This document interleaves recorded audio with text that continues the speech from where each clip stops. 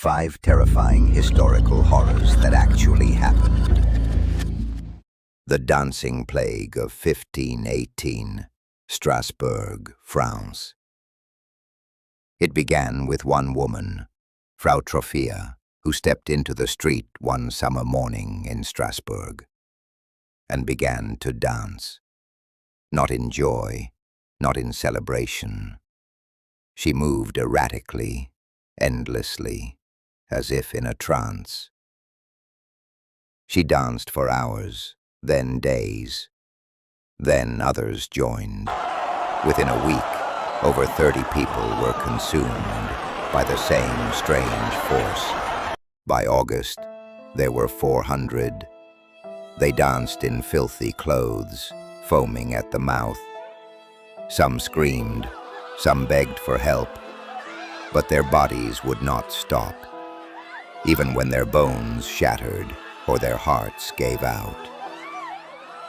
Authorities called it a medical emergency, but they made it worse by building a stage and hiring musicians, thinking maybe music would cure it. It didn't.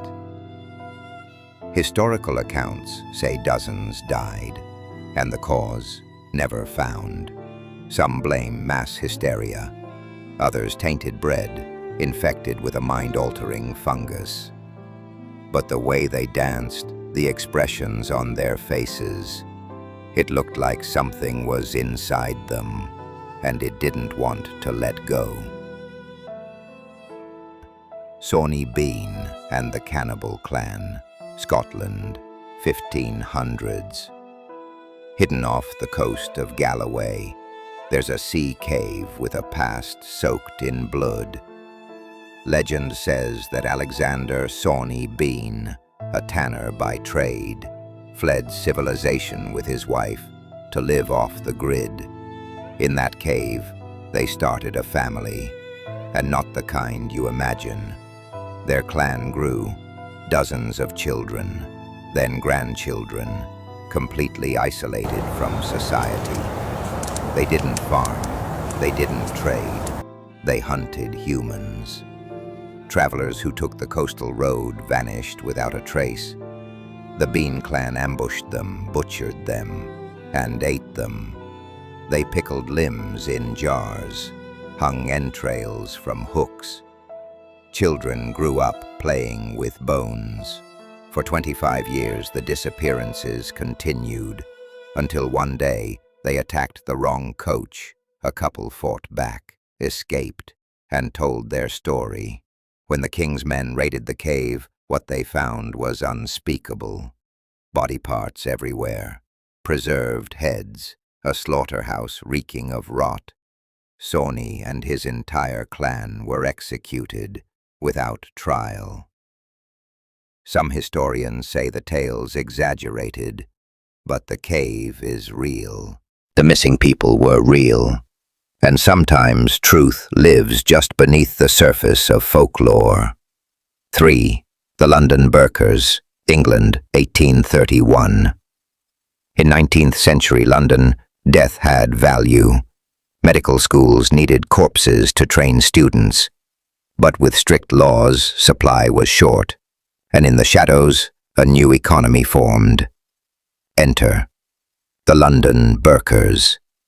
Thomas Williams and John Bishop posed as grave robbers, but they didn't dig up the dead, they created them.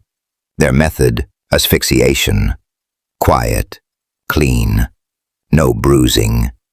They smothered their victims, often the homeless, the young, the vulnerable. They sold the bodies to hospitals for hefty fees. It worked, until they brought in a child's corpse that was too fresh. Doctors got suspicious.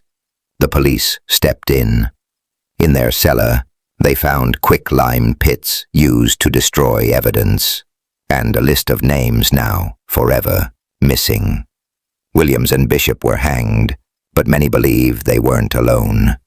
That London's medical progress was built, quite literally, on murder. 4.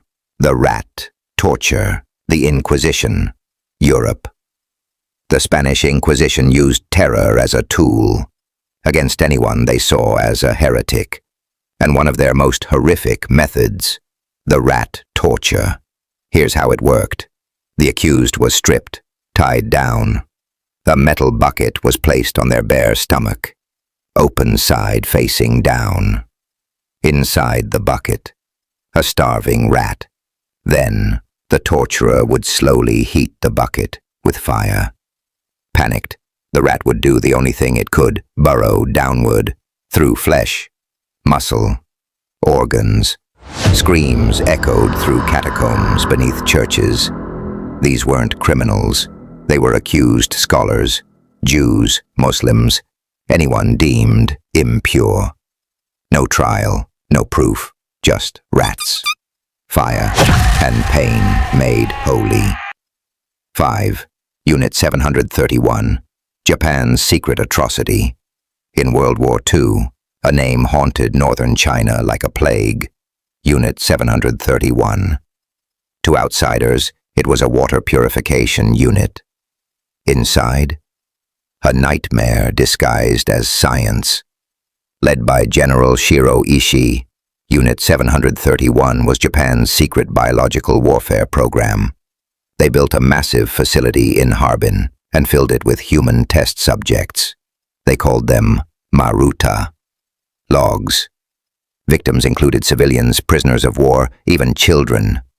The experiments included vivisection, live dissection without anesthesia, exposure to lethal pathogens like anthrax and bubonic plague, frostbite tests, limbs frozen solid, then smashed to observe the damage, pressure chambers, gas chambers, weapon testing, all on living, screaming people. Up to 300,000 people may have died. And the worst part, after the war, the US government made a deal, immunity, in exchange for the research data. Unit 731's doctors walked free. Their horrors were never punished. We like to believe horror is fiction, that evil wears a mask or haunts a house or lurks in legend. But history shows us something far scarier. Evil wears uniforms, speaks in calm voices, and sometimes it dances in the street. This has been Behind the Tapes. If this episode haunted you, subscribe for more. And tell us in the comments, which horror from history do you think the world should never forget? Because the past doesn't stay buried, and the tape always rolls.